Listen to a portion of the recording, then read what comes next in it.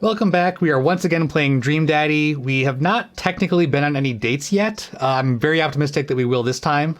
So let's see what happens. Also, just an update. I am still working on the next Needs More Gay episode. I've had some personal stuff going on, and I have a lot of anime to watch for the next one. But it is in the works, and it'll be out hopefully soon. Yeah. All right. Let's date some dads. Hopefully, finally. See, that wasn't so bad. Yeah, that was actually kind of fun. I could totally spend all day on here just looking at other people's profiles. You should message one of them, or more than one of them. All of these dads seem pretty interesting. Okay, I promise I'll make some friends. Amanda gives me a hug. Go get him, Dad. Welcome. Oh man. Dads. Oh man, okay, do I get to look at profiles, or how does this work? Craig Kahn, dad of 3, business entrepreneur. So I'm not going to read all the profiles out loud, but they are really great. So I still have not 100% decided which dad I'm going to go for. I'm kind of between Craig and possibly, I don't know much about Robert yet. I'm kind of digging Robert a little bit. He's got sort of a dark side that I find interesting. I think I'm actually going to go for a date with Robert first. I'm not quite sure how this works. I assume you basically get to kind of choose. At least I see these hearts here, and I'm thinking you basically get, once you get 3 hearts with them, that you're like locked in. That's a guess anyway. So I think I'm going to try messaging Robert and see what happens. I'm not necessarily going to go for him yet, but that's how I'm going to start out. So here we go. Robert was pretty nice, a little odd, but nice, and ruggedly handsome. We should hang out. I type out a message to him on Dadbook. Hey Robert, good seeing you again at the cookout. Want to grab a drink? I sit there for a couple seconds, hoping he'll message me back. Hey, it says that he read my message. Uh-oh, is he ghosting me? I anxiously wait for a response. Obviously, watch cat videos on the internet. I start down a rabbit hole of cat videos, and Robert quickly vanishes from my mind. I didn't realize how long I've been doing this, but by the time I watched maybe my 30th cat video, Robert pops back into my head. I jump back onto Dadbook to see if he's responded yet.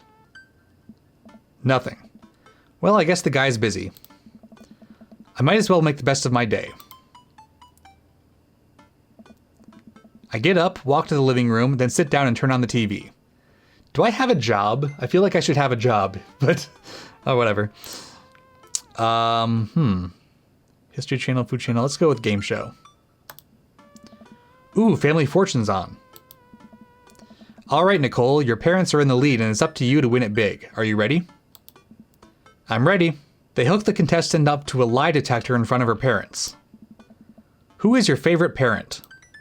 My mom? Ooh, sorry, incorrect. Next question. If both of your parents were hanging off the edge of a cliff, which would you save? This is a horrifying game show. This is terrible. I love it. I lose several hours to whatever the hell that was. Sighing, I get up and walk around the house. My stomach grumbles. Time for lunch, huh? Well, I guess it's time for old Chef McDad to cook a gourmet delicacy. I walk over to the refrigerator and open the door. Make a sandwich. I make a sandwich in its entirety while standing there. Who needs plates? The Standwich, a lost art. I admire my work for a second before I clumsily drop the entire thing on the floor. Oh, crap. No! I look around and remember Amanda's not home. Oh god, am I gonna eat a floor sandwich? This is still good. 5-second rule, right? I reassemble my sandwich, peeling pickles off the floor and putting them back where they belong, in my mouth. Ew. Wait, I'm a wreck. I finish my snack and walk around the house some more, bored. When's Amanda coming home? Oh, I just remembered something. When we were packing up the old house, we found an old basketball hoop that would hang off of a door. It would really bring the living room together. I wonder where I put that. I spent a couple minutes poking around the new place until I find it. After installing it above one of the doors in the living room, I'm ready to dunk. Come on and slam. And welcome to the jam. I take a leap from the free throw line and rocket that sucker down the net. The crowd goes wild. And welcome to the jam.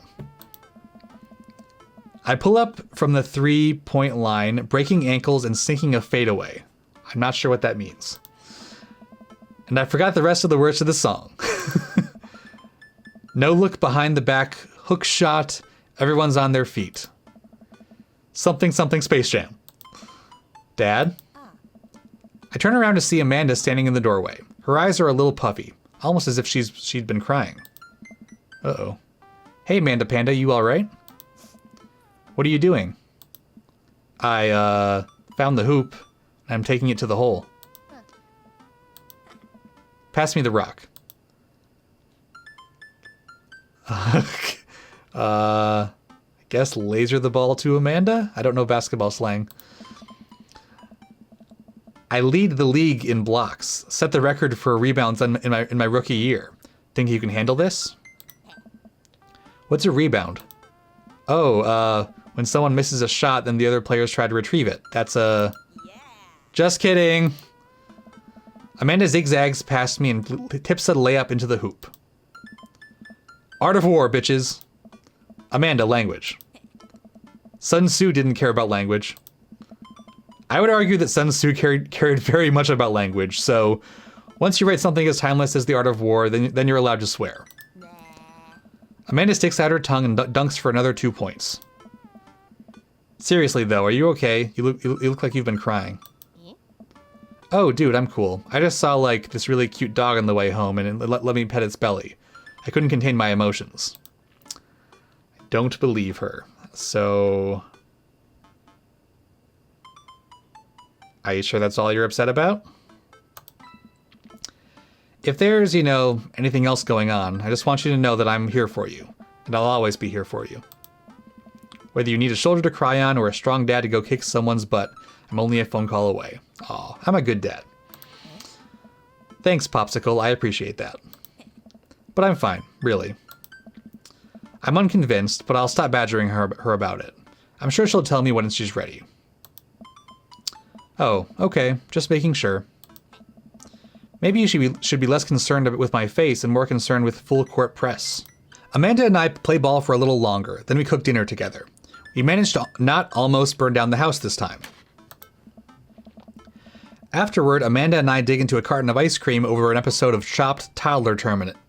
Chopped Toddler Tournament.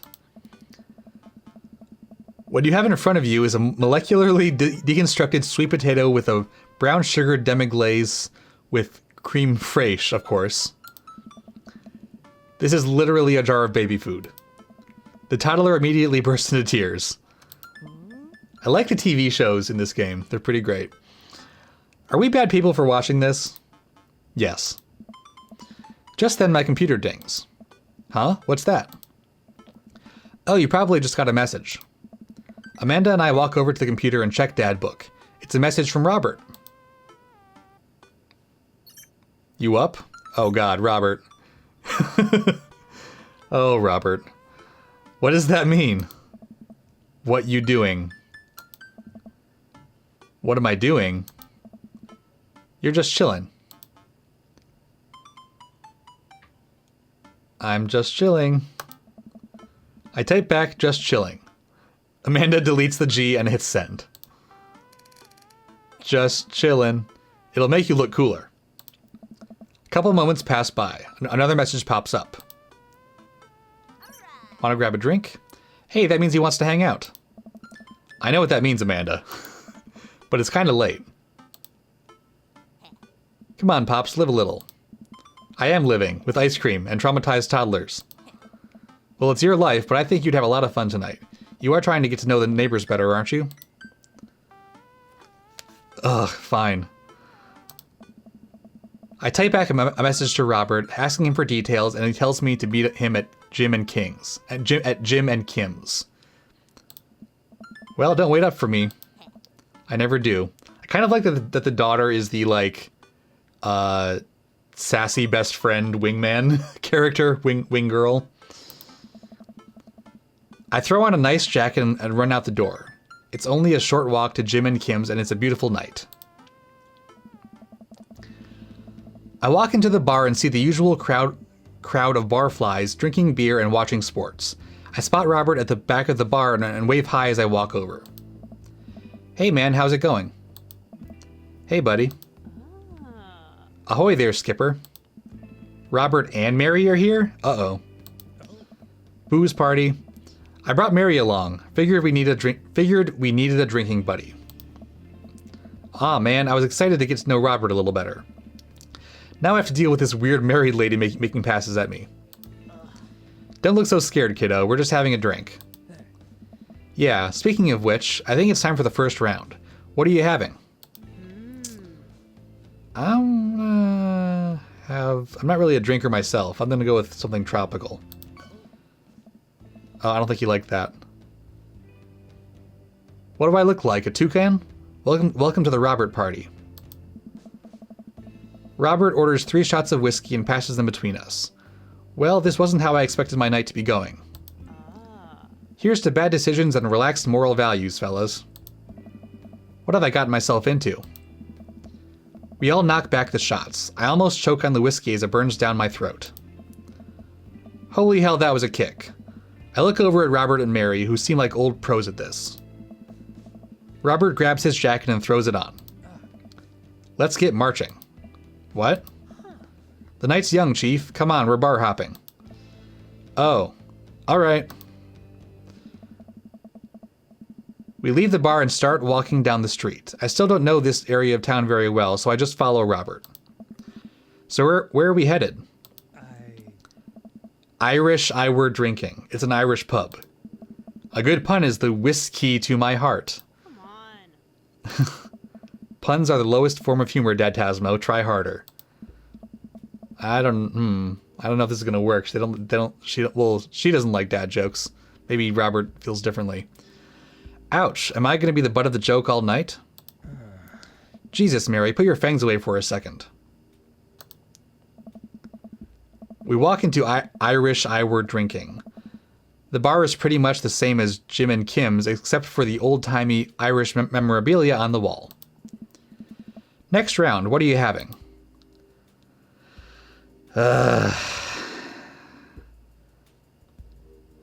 I know to get him to like me, I should choose whiskey, but I don't necessarily. Honestly, I'm not sure I'm into this guy as much as I was thinking I might be.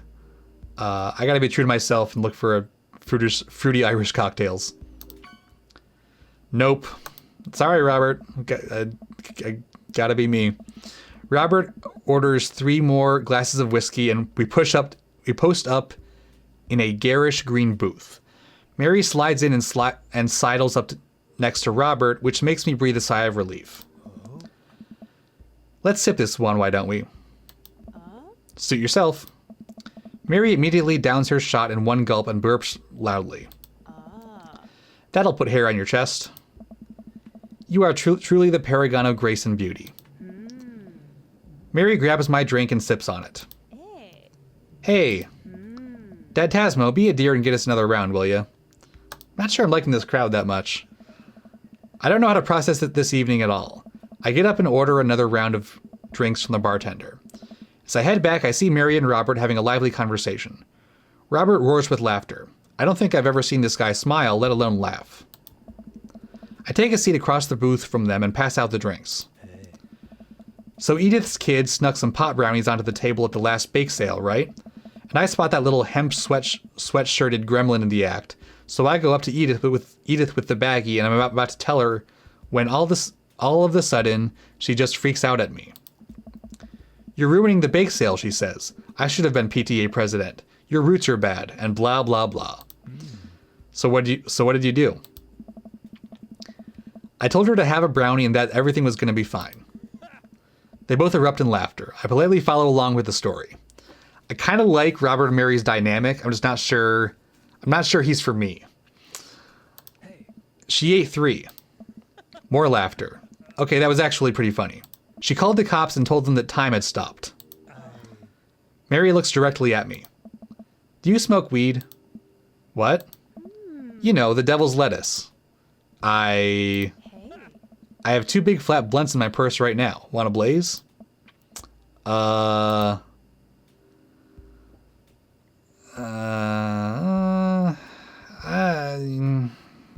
I'm in real life am pretty straight edge, so I could just choose the options that would get Robert to like me, but I think I'm just gonna kind of be myself here and go, what? No.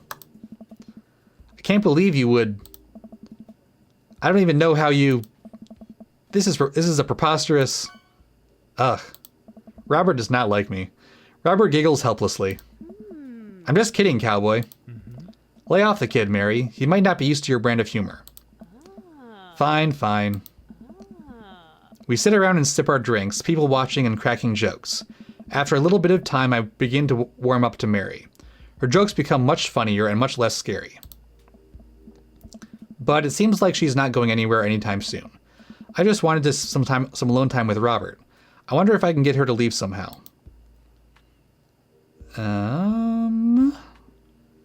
Could you get the next round? You trying to ditch me, pal? No. Because if you're trying to ditch me, you can just tell me to scram. No, it's fine. Dadtasmo wants alone time with his new best buddy, Robert. Read you loud and clear. The wingman breaks formation to pursue their prey. Hey. Now, if you fellas will excuse me, Mary needs to sink her teeth into a helpless boy. Oh, dear. Go with God. Nice seeing you. Deuces, nerds. Mary gets up and saunters over to a younger-looking guy at the bar. She grows on you. Does she, though? I feel like she kind of delights in making men suffer. Well, she does. But what about her and Joseph? What about them? You know, they're married, and she definitely tried to get in my pants the other night, and I gesture to her across the bar, where she's making goo-goo eyes at that young guy from before. He looks like he's being held hostage. Oh, that's just a thing she does. She's harmless. Tell that to the boy she's hanging off of. Poor kid looks like he's seen war. Robert lets out a hearty laugh. Hey, I got him to laugh. Oh man, you know I pegged you for one of those straight-laced types. Well, you pegged right. Oh, don't worry, I got pretty wild back in my day. Still got a little wild in you? You know what? Yeah, I gotta be me. I have a child I need to care for. Ah, well, that's a shame. Catch you around, Robert. I head home and make sure to drink a glass of water and have a multivitamin before bed. I probably made the right decision, I think. Yeah, I think we have eliminated Robert from the... Okay. Apparently got some... Well, I'm not sure these points actually mean anything, but clearly I didn't do very well on the date. But that's kind of to be expected. I don't think I'm quite compatible with Robert. So, alright. I got a knife dad, 1 out of 3. While I'm doing my afternoon word jumbles, I hear the mail truck pull through the cul-de-sac. I wonder if we got any coupons today. The nice mail person slides a couple letters in a large yellow envelope through the slot. It takes a couple of tries for them to get it in. Hey, my coupons. I take a closer look at the large yellow envelope. I lightly knock on Amanda's door. She probably has headphones on. Amanda? She yells through the door. What? I have something for you. I'm kind of busy right now. Could you come back later? Okay, just thought you'd want this big old envelope we got from HIA. Immediately, Amanda pushes her door open. Horn Institute for the Arts? I mean, if you're busy, I can come back. Father, please. I hand her the envelope, which she tears open with her teeth. That's probably bad for your teeth. She doesn't seem to hear me and spits out a piece of envelope. She pulls out a letter and unfolds it. And The suspense is killing me. This is her dream school. Amanda's face is unreadable. I can't believe this. Oh, honey, it's okay if you didn't. I got in! Oh, I got in! Amanda tosses the letter aside and gives me a big hug. Congrats, sweetie, that's amazing. I'm so proud of you. She pulls away and looks at the letter again. Oh my god, I really can't believe I got in. Well, of course you got in. You're a great student, you nailed that interview, and your photography is incredible. Wait, Dad. I know this one's really expensive, and it's so far away. I think for a moment. HIA was one of the more expensive schools that Amanda applied to, but I know she's had her heart set on it for the longest time. It'll be tough, but we're gonna make it work. Really? Of course. Amanda hugs me again.